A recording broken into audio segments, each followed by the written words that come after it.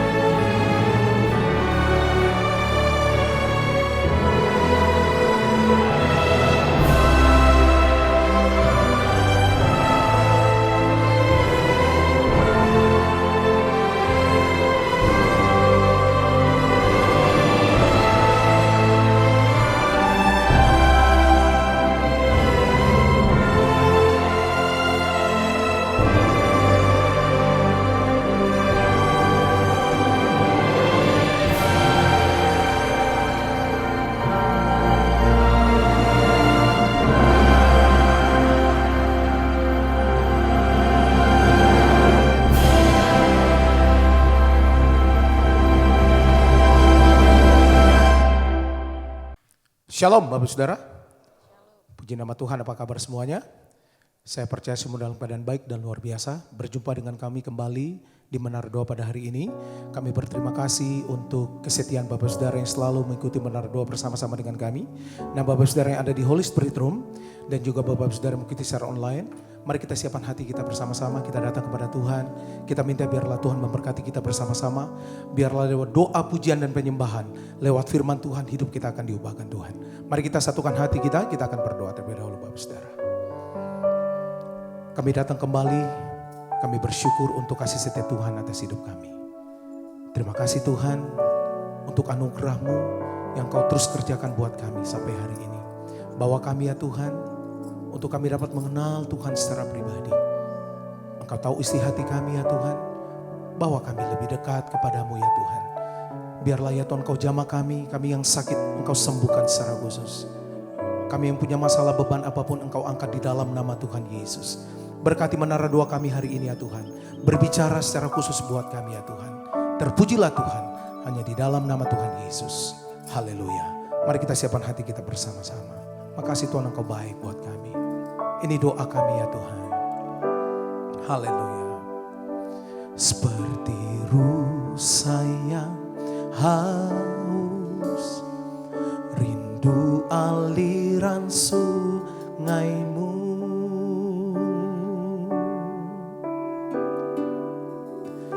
Hatiku tak tahan menunggu-Mu.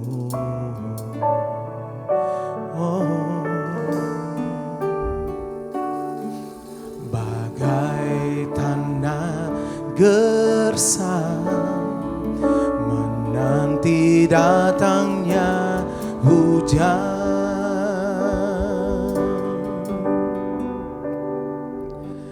begitupun jiwaku Tuhan. Mari sembah Tuhan, katakan hanya Engkau pribadi yang mengenal hatiku. Tiada yang tersembunyi bagi-Mu. Seluruh isi hatiku Kau tahu.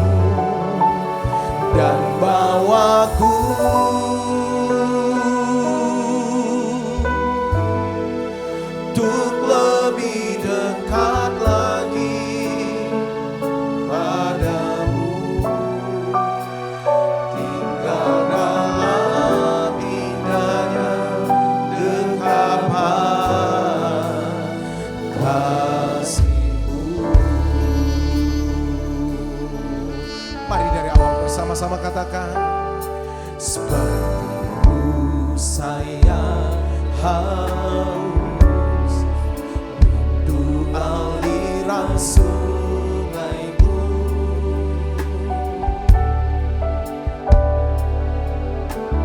Hatiku tak tahan menunggumu,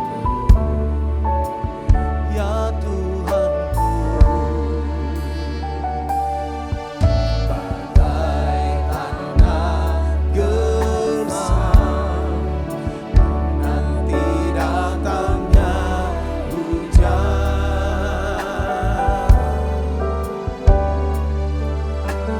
Begitupun jiwaku, Tuhan. Mari sembah Dia, haleluya. Hanya Engkau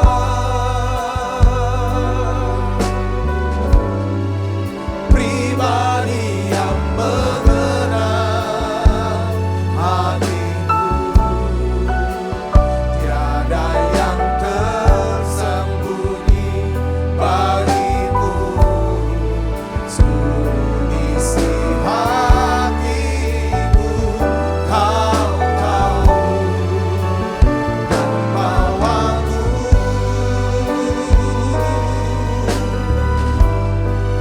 untuk lebih dekat lagi padamu.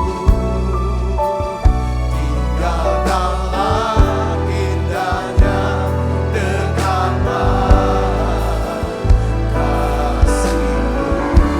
Mari sembah Dia, haleluya. Hanya Engkau pribadi yang mengenal hatiku. Tiada yang tersembunyi bagimu. Seluruh isi hatiku Kau tahu, dan bawaku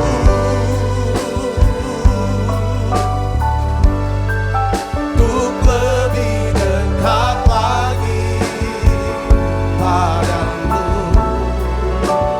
Tinggal dalam indahnya dekatlah kasih-Mu. Hanya Engkau Tuhan, hanya Engkau pribadi yang mengenal hatiku. Tiada yang tersembunyi bagimu. Seluruh isi hatiku Kau tahu, dan bawaku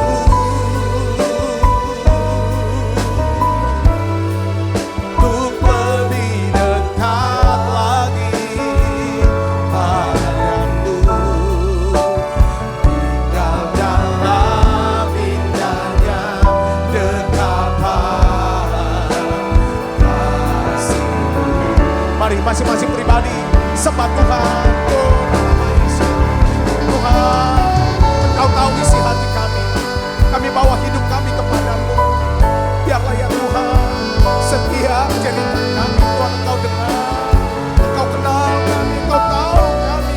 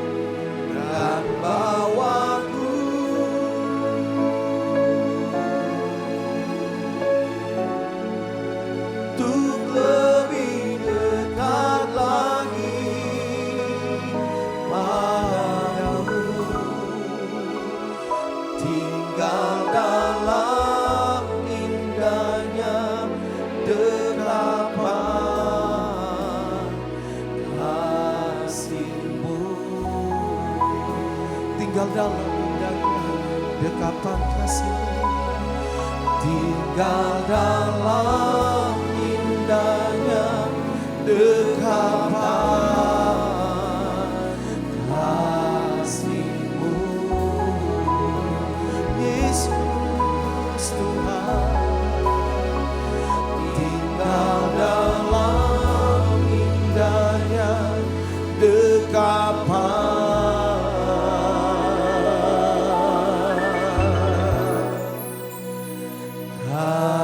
kasih-Mu.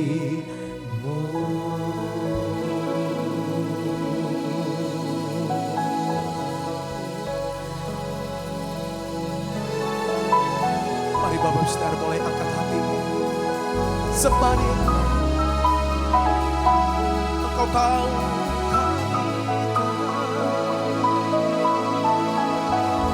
bahwa kami lebih dalam dengan-Mu, Tuhan Yesus. Kami sebagai lagi, ya Tuhan. Terima kasih Yesus untuk kebaikan-Mu melimpah bagi kami, ya Tuhan. Haleluya.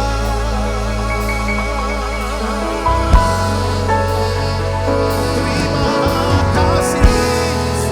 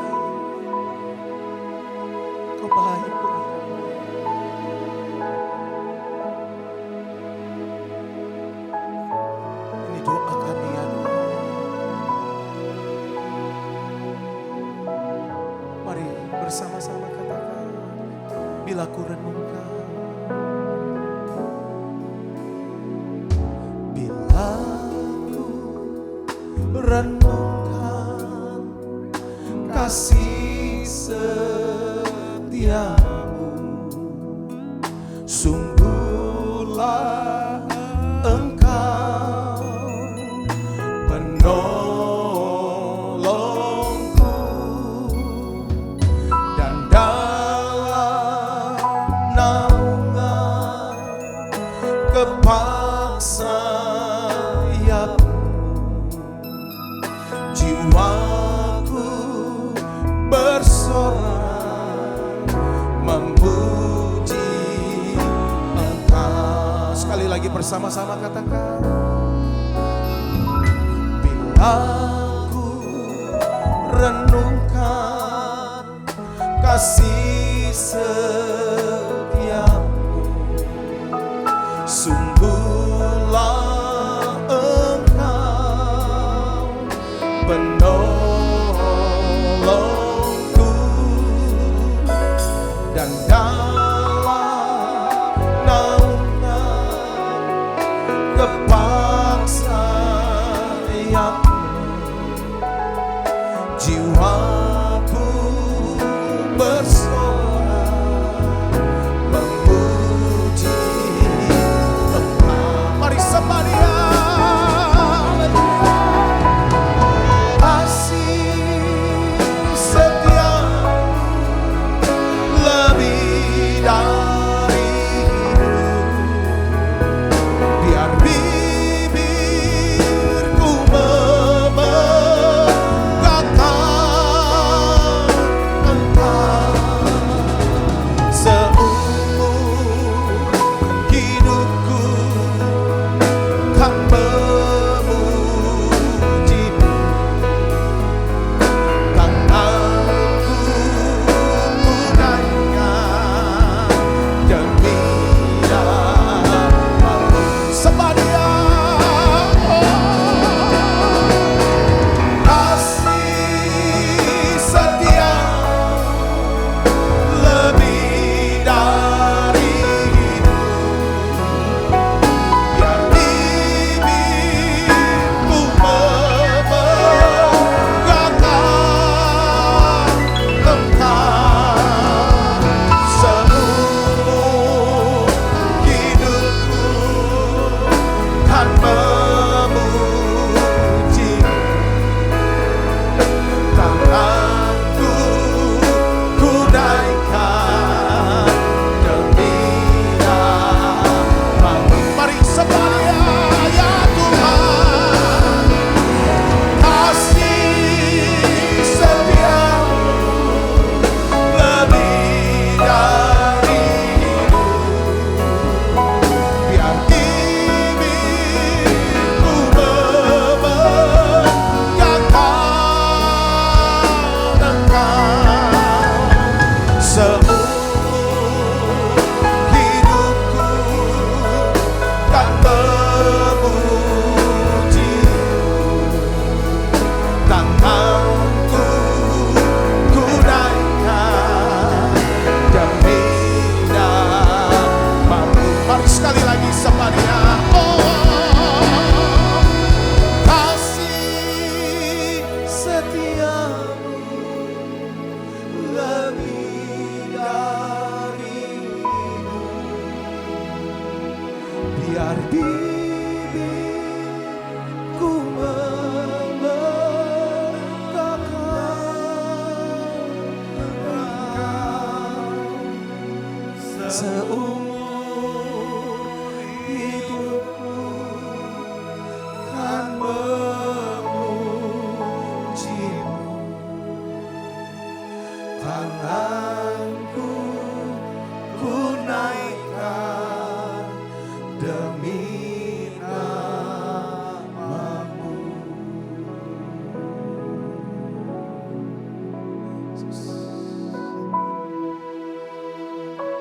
Kami sembah Engkau Tuhan. Kami sembah Yesus. Amin Tuhan.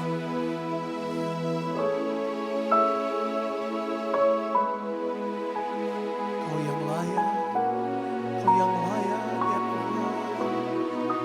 Yesus.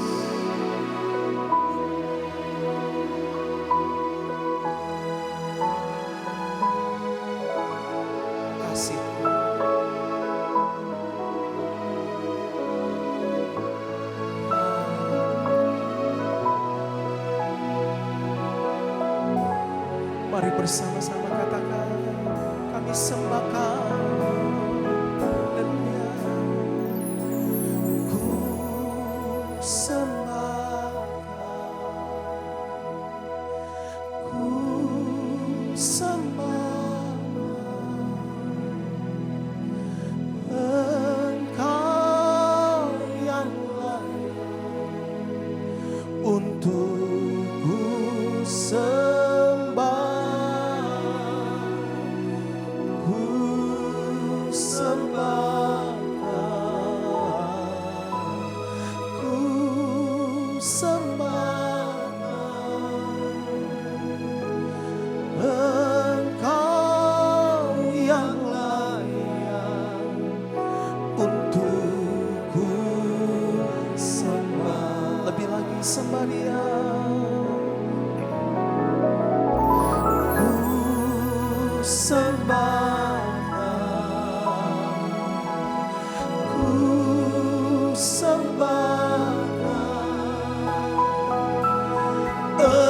Engkau yang layak untuk ku sembah. Ku sembah Kau. Ku sembah Kau. Engkau yang layak untuk ku sembah. Mari sembah Dia. Ku sembah Kau. Ku sembah Kau. Engkau yang layak untuk ku sembah. Ku sembah Kau. Ku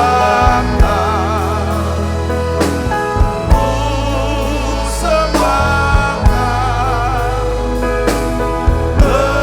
Engkau yang layak untuk ku sembah.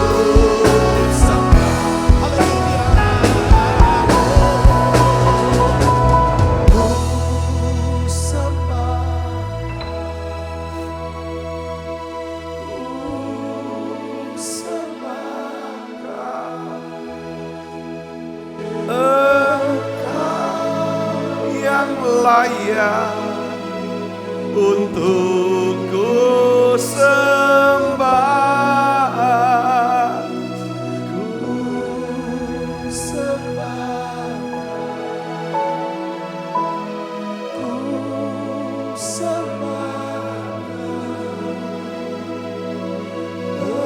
Engkau yang layak untuk ku sembah. Tuhan, terima kasih untuk satu kesempatan yang begitu indah. Satu kehormatan kami boleh berada dalam, ya Tuhan, hadirat-Mu ya Tuhan. Terima kasih ya Tuhan. Kami rasakan hadirat-Mu begitu kuat di sini. Biarlah ya Tuhan Kau mengurapi setiap kami satu persatu ya Tuhan. Menguatkan, menyegarkan kembali roh kami. Tuhan, curahkan ya Tuhan urapan kasih-Mu. Beri kami ya Tuhan hati yang tenang, hati yang lega. Biarlah ya Tuhan ajar kami untuk bisa konsentrasi. Sehingga kami bisa menyimpan ya Tuhan kebenaran firman-Mu ini ya Tuhan. Terima kasih Tuhan, terima kasih. Tuhan berbicara secara khusus, secara pribadi buat kami. Dalam nama Yesus, semua kita yang siap menerima firman, hati gembira, sama-sama katakan amin. Tangan yang meriah saudara. Silakan kembali ibu bapak. Ya, shalom saudara. Nah hari ini saya ingin bagikan ya tentang renungan hati yang benar. Ya, kenapa kita perlu membahas tentang renungan hati yang benar? Saudara tahu bahwa ya kan kunci daripada sukses itu adalah hikmat. Pengkhotbah 10 ayat 10 katakan, jika besi menjadi tumpul dan tidak diasah, maka orang harus memperbesar tenaganya. Yang terpenting untuk berhasil adalah hikmat. Apakah saudara mau hidupnya berhasil? Siapa yang mau hidupnya berhasil? Saudara yang mengikuti secara online, saudara mau hidupnya berhasil, saya bisa tulis saudara di dalam komen. Dalam nama Yesus saya ingin berhasil. Amin. Nah, saudara tahu bahwa Salomo berkata bahwa yang terpenting untuk berhasil adalah apa? Hikmat. Musa, saudaraku ya, Musa dia tulis doanya dalam sebuah Mazmur, saudara, yaitu dalam Mazmur 90 ayat 10 sampai 12, saudara. Ini membuka daripada pengertian yang baru buat setiap kita, saudaraku, bahwa betapa pentingnya hikmat atau hati yang bijaksana, ya kan, untuk menjalani hidup kita sehari-hari. Yuk kita akan baca sama-sama ya dengan bersuara. 1, 2, 3. Masa hidup kami 70 tahun. Dan jika kami kuat 80 tahun. Dan kebanggaannya adalah kesukaran dan penderitaan. Sebab berlalunya buru-buru dan kami melayang lenyap.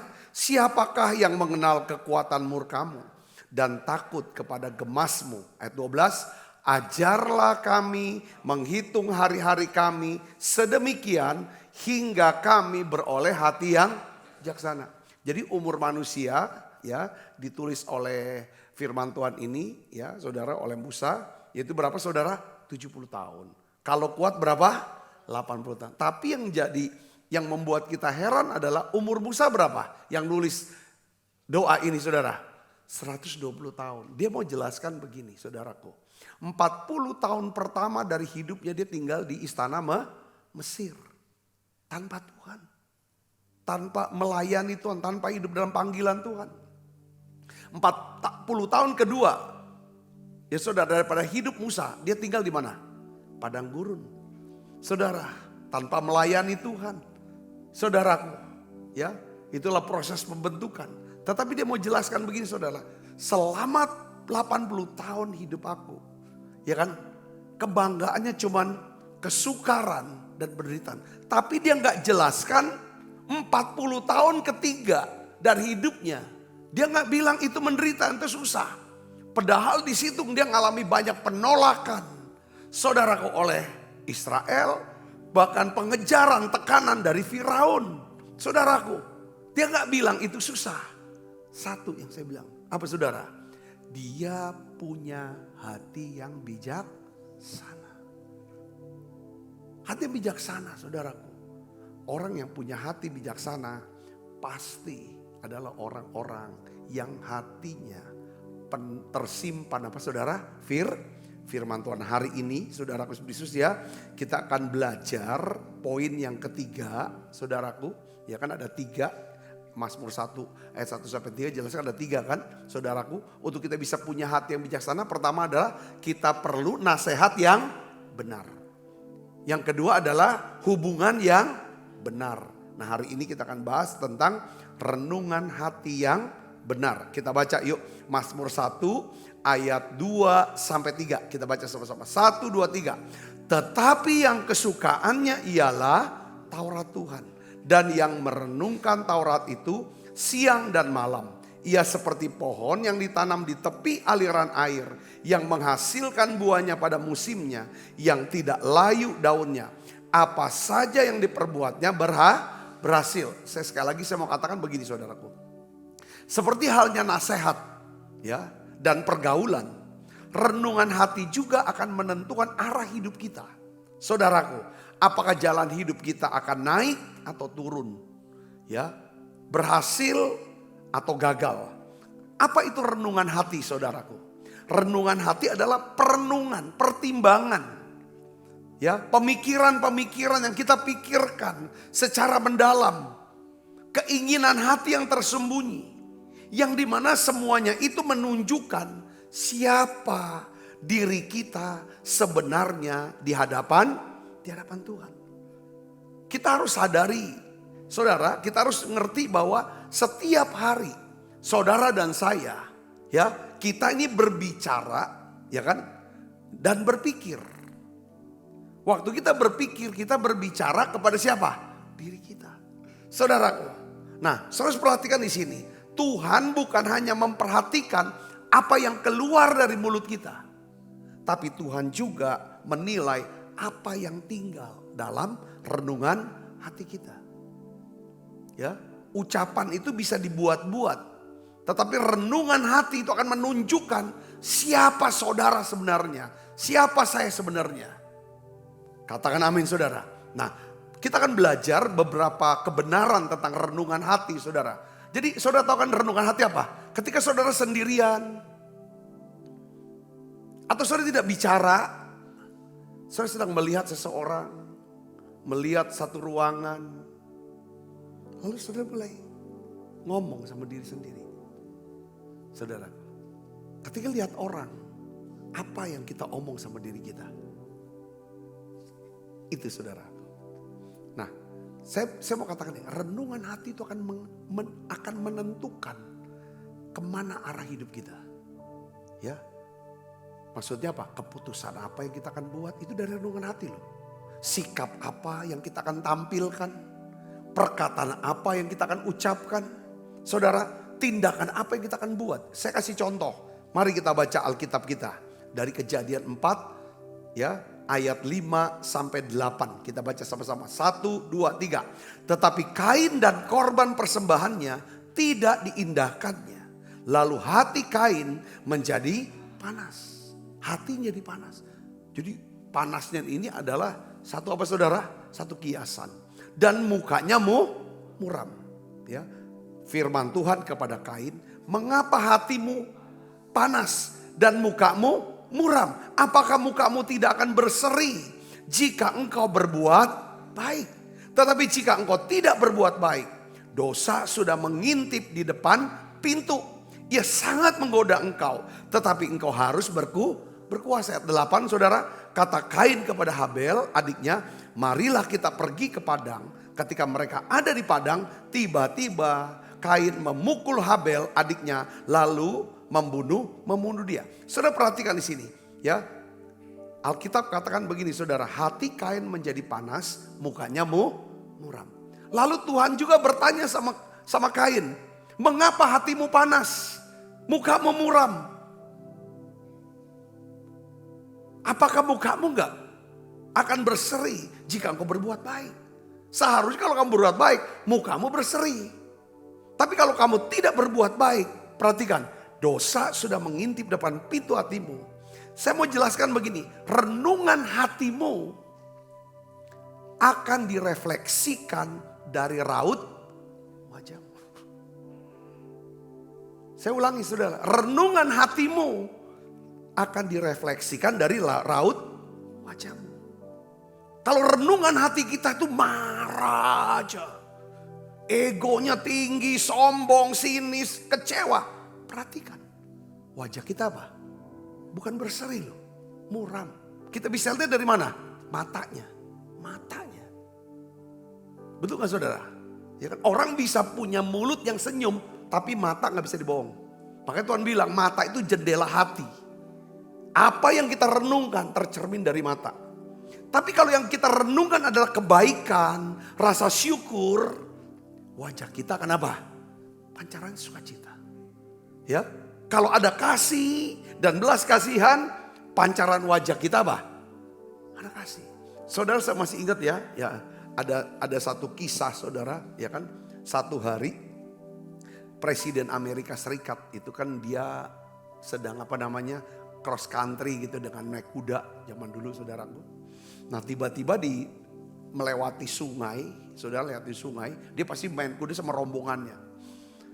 Ada seseorang saudaraku lagi sedang nunggu di tepi sungai itu. Dia liatin rombongan itu satu-satu ngelewatin dia. Lalu tibalah si sang presiden ini saudaraku. Ya. Lalu dia lambaikan tangannya. Dia minta si bapak itu, presiden ini berhenti. Pak presiden ini berhenti. Lalu si pria ini berkata, boleh gak saya numpang untuk tolong seberangin saya ke seberang sungai sana. Dia bilang, langsung sama si presiden langsung dia dibonceng gitu saudaraku. Lalu diantar ke seberang. Sampai di seberang saudara, orang udah pada nunggu semua. Saudara, beberapa daripada ajudan dia bertanya, hei bapak, kenapa kamu minta, ya kan, dibonceng, ya kan, sama tuan ini. Kamu tahu gak dia siapa? Aku udah tahu dia siapa. Ya kan, dia tuh presiden loh, Amerika. Oh, dia udah tahu, oh presiden. Kenapa kau minta dia bonceng? Aku lihat matanya. Maksudnya apa? Yang lain matanya seperti kalau aku minta tolong, gak akan ditolong. Tapi bapak ini, tuan ini, aku lihat matanya. Aku berani. Karena apa? Aku lihat ada tatapan kasih dan belas kasihan. Katakan amin. Saudara lihat di sini saudara, Yesus itu kalau kita lihat berbondong-bondong. Banyak orang berbondong-bondong dekati Tuhan. Bukan cuma orang besar saudaraku, tapi juga anak-anak. Apa yang menyebabkan? Tatapan matanya. Tatapan mata mencerminkan apa? Renungan hati. Nah Tuhan tuh sebenarnya saudaraku, sudah sebenarnya waktu Tuhan bicara sama Kain, Tuhan tuh perintahkan Kain, kau ubah renungan hatimu itu yang jahat. Kemarahanmu, kecewaanmu, kejahatanmu itu. Kau rubah. Dengan apa? Renungan hati. Dengan kebenaran. Dengan kebaikan. Supaya kau bisa berkuasa atas dosa dan kejahatan itu. Saya baca satu tulisan saudara. Ya kan? Saudara pernah berpikir gak? Bagaimana Musa kok bisa tahu penciptaan? Saudara, ya kan? Sampai keturunan namanya begitu jelas. Apa Musa dapat tahu dari mana? Saya baca saudaraku, satu tulisan, satu buku saudara yang berkata begini. Sebenarnya saudara, Adam itu setelah dia jatuh dalam dosa terbuang, dia punya anak. Sejak saat itu saudaraku, dikatakan bahwa keturunan yang Adam itu saudara, di luar daripada Kain, dia tuh mengajar, dia ceritakan tentang Allah, tentang penciptaan. Dia ceritakan sampai, kalau nggak salah sampai sebelum Nuh, ininya, kakeknya. Itu dia ngajar, itu ditulis sama turun-temurun, ditulis, saudaraku. Jadi poin yang saya mau bicara adalah bahwa kalau Adam bisa bicara sampai dia kan dikasih umur 990 berapa gitu saudaraku. Ya kan? Itu jadi berapa keturunan saya hitung tuh. Dia tuh semua anak-anaknya, cucu-cucunya semua itu dikasih firman Tuhan, diajarin firman. Kalau kamu mau ibadah, mau datang sama Allah, kamu harus bawa korban. Sebab tanpa penumpahan darah tidak mungkin itu berkenan sama Allah. Dan saudara tahu Kain itu adalah tangan pertama yang dapat pengajaran itu. Bersama dengan Habel. Saudara ngerti? Katakan amin. Karena itu anaknya. Dua. Kalau Kain, ya kan, dia ditolak sama Tuhan bukan karena dia tidak tahu. Dia tahu. Tapi dia mau beri sesuai dengan pengertian dia. Kebenaran dia sendiri. Dan itulah memang untuk dia makan. Zaman itu saudara dikatakan ya, saudara tahu gak? Bahwa manusia pada waktu era Adam, Hawa, Kain, Habel, mereka tuh gak makan daging loh, belum makan daging. Manusia tuh kalau saudara nanti teliti lagi, itu baru makan bangau itu setelah air bah, setelah Nuh ke bawah. Sebelum itu gak ada yang makan daging. Saya makan biji-bijian karena Tuhan beritahu itu jadi makananmu. Dia gak berani. Makanya umurnya panjang. Saudaraku. Ibu bapak nangkep gak? Saudara, katakan amin. Tuhan bilang, kau rubah renungan hati kamu. Tapi Kain menolak nasihat Tuhan.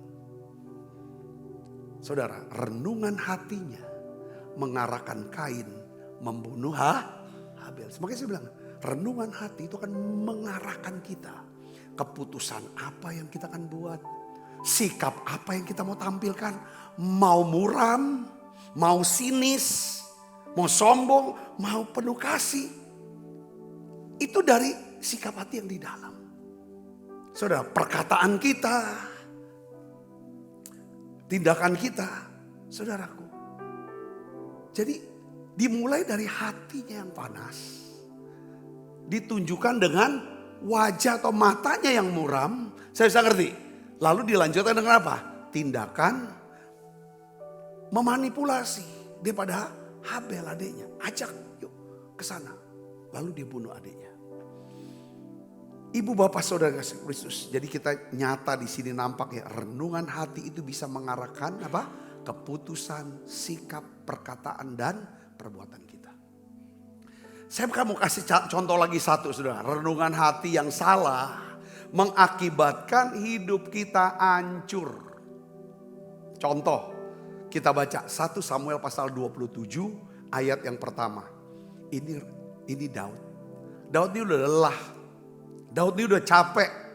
Dikejar sama Saul untuk dibunuh saudaraku. Dan pada saat titik lemah itu, biasanya Daud tuh berdoa sama Tuhan. Dia tanya sama Tuhan untuk ambil keputusan. Tetapi dia berbincang-bincang dengan siapa? Dengan dirinya sendiri. Lalu setelah itu sudah dia ambil keputusan sendiri. Dia tidak berdoa dan tanya Tuhan. Itu biasanya Daud selalu tanya sama Tuhan. Saudaraku. Ya kan, karena dia orang yang suka dengar nasihat Tuhan. Tetapi saat ini dia meleset. Dia kepleset. Kita baca sama-sama ya. 1, 2, 3. Tetapi Daud berpikir dalam hatinya. Ini kan berpikir kan renungan hatinya. Ya, baca. Bagaimanapun juga pada suatu hari aku akan binasa oleh tangan Saul. Jadi tidak ada yang lebih baik bagiku selain meluputkan diri dengan segera ke negeri orang Filistin. Maka tidak ada harapan bagi Saul untuk mencari aku lagi di seluruh daerah Israel. Dan aku akan terluput dari tangannya. Daud berpikir bahwa satu-satunya cara selamat dari Saul adalah apa? Melarikan diri dari apa? Ke orang Filistin. Saudaraku, saudara, ini kerajaan agak. Saudara tahu raja orang Filistin, orang Gad. Sedangkan Tuhan tuh angkat Daud melalui siapa? Melalui Goliat, orang Filistin, orang Gad. Ngerti saudaraku? Sekarang dulu yang dia musuhi, sekarang dia mau bersahabat dengan musuh itu. Karena udah lelah, udah capek. Kemarin Pak Acuan cerita kepada saya. Pak Acuan, oh bukan Pak Acuan, Pak Samuel. Ya, salah satu gembala cabang. Dia bilang, Pak Sabta, sangat menyedihkan dan sedih sekali. Salah satu jemaat di cabang dia itu.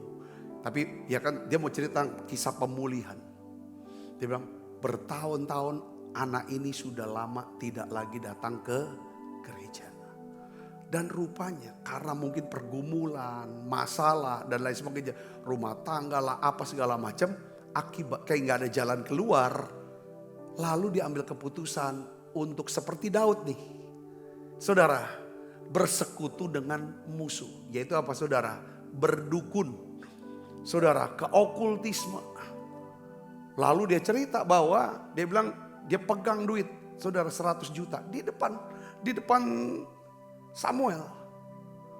Dia udah doain segala macam. Tiba-tiba uangnya 100 juta itu saudara. Itu berubah. Hancur semua lalu jadi air. Dia bilang aku punya uang di rekening aku 3 miliar. Sampai bilang enggak lah. Coba kamu cek lagi. Udah doakan. Itu tinggal berapa? 30 juta. Dia bingung. Semuanya. Dulunya dia bisa. Ini karena segala macam. Bisa ada air karena dia berkutu. Orang dunia bilang sukses dalam hal uang. Saya dirasakan kembali.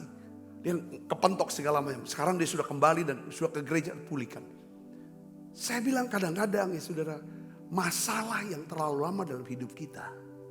Kadang iblis itu coba mulai. Ya dengan renungan hati. Susah, capek, lelah. Kok jahat semua ya. Kok semuanya gini-gini. Itu terus kalau kita nggak doakan. Makanya kenapa pentingnya dipenuhi Roh Kudus. Berbahasa roh. Renungkan firman. Itu membantu kita. Saudara, untuk kita bisa tidak menyeberang ke musuh. Katakan amin.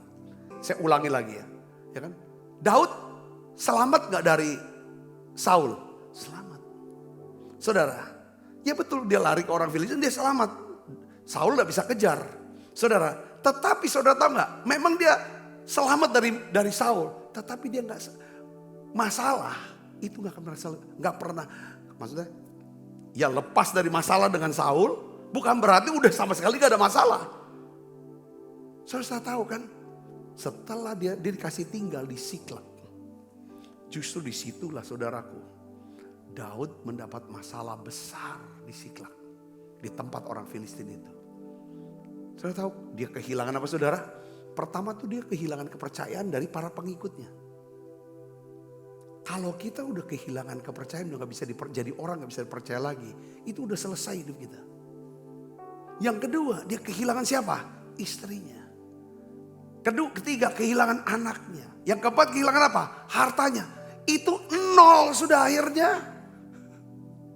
Memang selesai dengan Saul, masalah udah gak datang lagi. Tapi datang masalah yang jauh lebih besar. Tapi saudara di sini hanya karena apa? Renungan hati. Makanya saudara dalam pertobatannya, ya, jadi renungan hati yang tidak berdasarkan firman Tuhan itu akan menyesatkan kita. Sebaliknya, ketika renungan hati kita selaras dengan firman, hidup kita akan dipenuhi dengan apa? Kebenaran dan berkat. Lalu Daud menulis saudara doa pertobatannya dalam sebuah Mazmur yang kita sering baca saudara. Kita baca sama-sama yuk. Mazmur 19 ayat 15. Kita baca 1, 2, 3. Mudah-mudahan engkau berkenan akan ucapan mulutku dan renungan hatiku ya Tuhan, gunung batuku dan penebusku. Jadi di sini akhirnya Daud sadar, dia bertobat bahwa Daud ngerti sekarang. Lalu dia naikkan doa. Makanya kalau bisa saudara dapat pengertian apa dari Tuhan, harus didoakan. Katakan amin saudara. Apa yang saudara ini kan untuk saudara. Aku mau dia lebih ngerti nih. Supaya aku tuh gak gampang-gampang punya pikiran-pikiran yang salah. Yang jahat. Yang negatif. Ya itu perlu didoakan. Katakan amin saudara. Ya kan kalau saudara mau jadi orang yang sabar. Ya kan, nggak gampang nyeletuk dan lain sebagainya. Itu perlu didoakan. Katakan amin saudara. Makanya kita belajar dari Daud. Lalu Daud apa saudara? Daud tidak hanya berdoa agar Tuhan berkenan akan ucapan mulutnya. Tapi juga renungan hatinya. Sebab apa saudara? Tuhan melihat kedalaman hatinya. Bukan cuma sekedar apa? Dia dapat pengertian bahwa Tuhan itu bukan cuma sekedar penampilan kita. Tapi dia lihat kedalaman hati. Jadi disitulah saudara waktu dia renung lagi ke Tuhan, kebaikan Tuhan. Daud jadi ingat saudara bagaimana Tuhan memilih dia. Mengurapi dia menjadi Raja Israel. Bukan karena penampilan Daud. Tetapi Tuhan melihat apa? Kedalaman hati Daud. 1 Samuel 16 ayat 7. Manusia melihat apa yang di depan mata. Tetapi Tuhan melihat hati. Jadi renungan hati yang benar akan membawa ucapan yang benar. Ucapan yang benar akan menghasilkan tindakan yang benar. Dan tindakan yang benar akan membawa hidup kita semakin lama. Apa saudara? Semakin baik, semakin naik, semakin baik, semakin makarios. Katakan amin. Amsal 23 ayat 7. Sebab seperti orang membuat perhitungan dalam dirinya sendiri atau renungan. Demikianlah ia. Saudara dan saya akan jadi apa, punya apa, bersama siapa. Dengar baik saudara, itu juga ditentukan oleh apa? Renungan hati kita. Yang kedua saudara, saya mau katakan gini. Renungan hati akan menentukan, sekali lagi, naik atau turunnya hidup kita. Renungan hati itu seperti pergaulan batinia. Dengan siapa kita sering berbicara di dalam hati. Itu yang akan membentuk jalan hidup kita. Saudara tahu nggak? Sebelum Tuhan perintahkan Yosua masuk tanah perjanjian. Saudaraku, apa hal pertama yang Tuhan perintahkan kepada Yosua? Saudara tahu apa? Yosua 1 ayat 8. Janganlah engkau lupa memperkatakan apa? Kitab Taurat ini. Tetapi apa? Renungkanlah itu siang dan suruh. Jadi Tuhan mau Yosua renungan hatinya adalah apa? firman Tuhan. Tujuannya apa? Supaya setiap keputusannya, sikap yang ditampilkan, perkataan yang diucapkan, tindakan yang dia lakukan, saudara, ya kan? Itu sesuai dengan firman kebenaran. Sehingga dengan demikian perjalananmu akan berhasil dan engkau akan beruntung. Tuhan biasakan. Ya, taklukan segala macam, setiap peperangan, saudaraku, ya kan? Yosua ngalami kemenangan. Di perjanjian baru saya dapatkan, saudara, salah satu jemaat yang dipuji oleh Rasul Paulus. Ini salah satu jemaat dari kumpulan jemaat di Makedonia, ya kan, ada Philadelphia, ada Filipi, ada Tesalonika, saudara, berapa? Saudaraku, yaitu jemaat Tesalonika. Paulus dia tulis begini, saudaraku, bahwa jemaat Tesalonika adalah jemaat yang menerima, saudaraku, firman Allah yang diberitakan oleh Paulus. Dia bilang nih, ini bukan perkataan manusia, tetapi memang sungguh-sungguh ini adalah firman Tuhan. Kita baca, saudara, 1 Tesalonika 2 ayat 13. Perhatikan sini, kita baca 1, 2, 3. Dan karena itulah kami tidak putus-putusnya mengucap syukur juga kepada Allah, sebab kamu telah menerima firman Allah yang kami beritakan itu, bukan sebagai perkataan manusia, tetapi dan memang sungguh-sungguh demikian sebagai firman Allah yang bekerja juga di dalam kamu yang percaya. Perhatikan saudara sini, ya, perhatikan saudara. Jadi saudara dan saya akan dengarkan perkataan orang-orang yang saudara kagumi dan hormati. Setuju tidak? Katakan amin. Katakan amin. Ketika jemaat Tesalonika, saudaraku, dia mendengar perkataan daripada Paulus dan para sahabatnya. Mereka menganggap ini bukan sekedar nasihat daripada seorang Paulus, tapi ini perkataan firman Tuhan. Karena dia sudah menganggap ini sebagai perkataan firman, apa jadi, saudara? Bukan cuma didengarkan, tetapi di apa, saudara? Direnungkan, dipikirkan, dipertimbangkan, diucapkan lagi, lalu dimasukkan dalam hati dia. Makanya salah satu jemaat yang dibukain tentang rapture, itu siapa, saudara? Jemaat Tesalonika. Semakin kita bisa tahu. Makanya begini, saudaraku, kata kunci dalam hidup kita, kalau kita mau punya hati bijaksana, saudara harus bisa menyimpan firman di dalam lubuk hati. Untuk bisa punya firman, enggak sekedar kita bisa baca firman, itu harus. Tapi saudara harus bisa mendengarkan orang-orang yang mengajarkan firman Tuhan. Karena itulah yang namanya firman Kristus. Firman Rema. Yang ngerti katakan, nasihat-nasihat. Ya kan? Dari pengalaman iman seseorang. Yang pernah mengalami jalan sama Tuhan. Dia kasih nasihat itu. Saudara, katakan amin. Saya bisa bergaul dengan orang-orang yang rohani. Nah, ini yang akan membuat hati kita jadi bijaksana. Yang ngerti katakan amin, saudara. Nah, sekarang pertanyaan begini, saya tutup. Bagaimana memiliki renungan hati yang benar? Bagaimana cara memiliki renungan hati yang benar? Saudara harus ingat, renungan hati yang benar ini akan menarik hadirat Tuhan. Ya, menarik hadirat Tuhan, urapan, perkenan Tuhan. Karena renungan hati yang benar itulah yang membuat kita mau mendengarkan apa? Firman Tuhan, nasihat yang benar. Katakan amin. Karena renungan hati itu sebenarnya tuh hasil daripada apa? Saudara terhubung dengan siapa? Dengan Tuhan. Dengan firman Tuhan. Dengan gereja Tuhan. Disitulah saudaraku. Ya kan? Jadi renungan hati kita itu menarik saudara. Itu hadirat. Banyak orang berkata, aku mau biar jadi orang yang kalau aku khotbah, aku doa, aku melayani. Itu ada urapan, aku kerja ada urapan. Saudara, yang bisa menarik urapan itu di sini. Katakan nama saudara. Ya kan? Nah, oleh karena itu saudara, pentingnya 3 hal yang harus kita buat. Yang membuat saudara dan saya, ya kan, berkenan di hati Tuhan.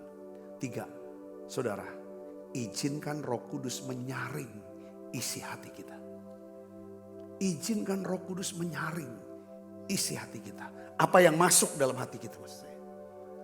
Apa yang kita lihat, apa yang kita dengar, saudaraku, coba mulai. Apa yang kita ucap, coba saudara, izinkan Roh Kudus menyaring segala sesuatu yang boleh masuk ke dalam hati kita. Yang kedua adalah apa?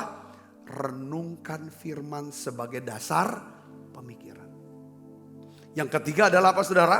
Memelihara hati dari kecemaran dunia. Wah, ini cara dunia ini. Gak bisa. Ya kan, saudaraku. Jadi patokan kita, pegangan kita itu adalah apa, saudara? Itu firman Tuhan. Amin. Nah, pertanyaannya sekarang adalah, apa yang sering kita renungkan ketika kita sendirian? Saya ajar saudara, renungkan firman, renungkan rencana Tuhan, renungkan kehendak Tuhan, renungkan kebaikan Tuhan, renungkan kebaikan orang-orang yang pernah berbuat baik sama kita. Renungkan itu, jangan lupakan itu. Dari situ saudaraku akan ngalir, apa saudara? Ucapan-ucapan syukur, doa-doa profetik, kata-kata saudara yang akan menciptakan, membuat satu gambaran. Saudara, hidup saudara akan makin lama makin naik, makin baik, makin makarios. Katakan amin. Pertanyaan kedua yang saudara tanyakan selalu adalah setiap hari supaya punya hati yang bijaksana adalah, apakah renungan hati kita itu membangun iman kita? Menumbuhkan sukacita, damai sejahtera, atau melemahkan pengharapan? Saudara, menghilangkan sukacita dan damai sejahtera. Coba cek renungan hatinya. Yang ketiga adalah, apakah renungan hati kita itu berpusat kepada Tuhan, firman-Nya, rencananya, atau kita pusat renungan hati kita hanyalah masalah, kesusahan, kesedihan.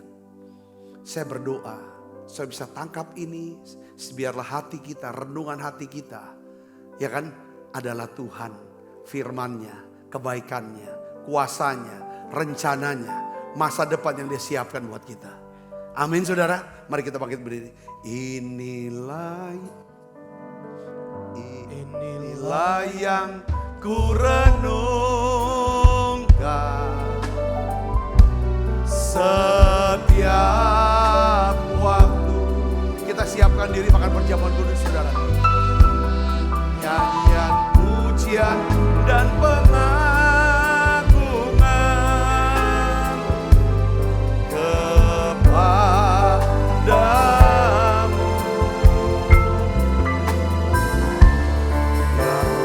Manis kau dengar Tuhan, manis kau dengar Tuhan, dan hatiku bersuka.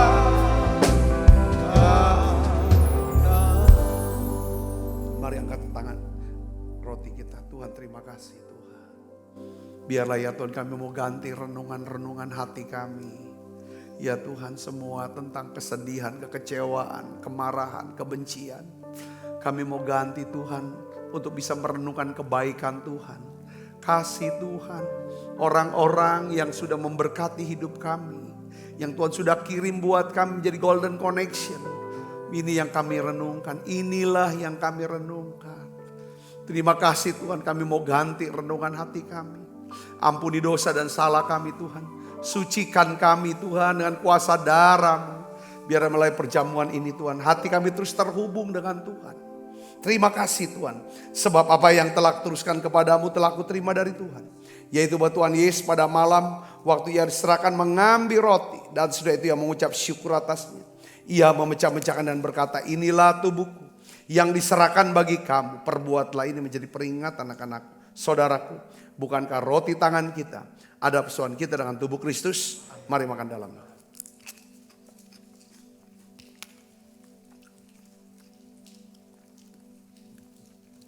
Angkat cawan. Demikian juga mengambil cawan sesudah makan lalu berkata, cawan ini ada perjanjian baru yang dimeteraikan oleh darahku. Perbuatlah ini setiap kali kamu meminumnya menjadi peringatan akan aku. Saudaraku, bukankah cawan perjanjian ini yang atasnya kita ucapkan syukur ada persoalan kita dengan darah Kristus. Mari minum dalam. Terima kasih Tuhan. Terima kasih untuk anugerah-Mu. Haleluya. Terima kasih Yesus, terima kasih Yesus. Puji syukur hanya bagi Tuhanku.